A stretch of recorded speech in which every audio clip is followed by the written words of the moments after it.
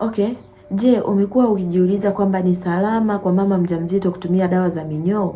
Na je, unajua madhara yake usipotumia dawa za minyoo kipindi chote cha ujauzito?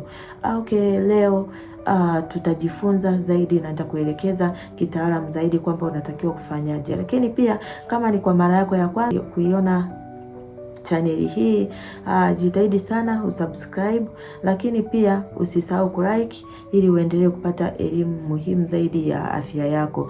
Leo tutazungumza mada muhimu sana kwa wewe mjamzito, kwamba ni lini mjamzito unatakiwa utumie dawa za minyoo na madhara ya minyoo kwako wewe kwa wakati wa ujauzito ni ipi.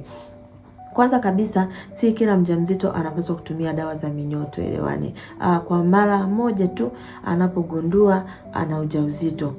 Lakini kwa kawaida wataalamu wa afya tunashauri kwamba dawa za minyoo, lakini mara moja unapogundua una ujauzito na unatakiwa kutumia hizo dawa, utatakiwa utumie dawa. Lakini pia sio kila mara. Kwa kawaida wataalamu wa afya wanashauri kuwa moja, dawa za minyoo hutolewa baada ya miezi mitatu ya kwanza ya ujauzito.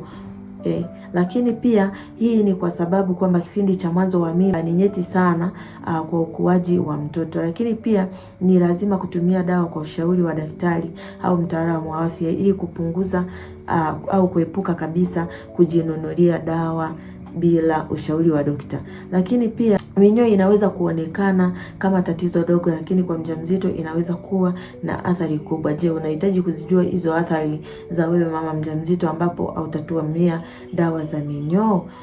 Kitu cha kwanza unaweza ukajiuliza kwamba ni athari gani au ni madhara gani ambayo utayapata. Kuna upungufu wa damu au anemia inaweza ikakutokea. Lakini pia kuna uchovu wa mara kwa mara kwa wewe mama mjamzito ambapo hautatumia hizo dawa kwa kipindi cha mwanzo kabisa. Lakini pia kuna lishe duni kwa wewe mama na mtoto.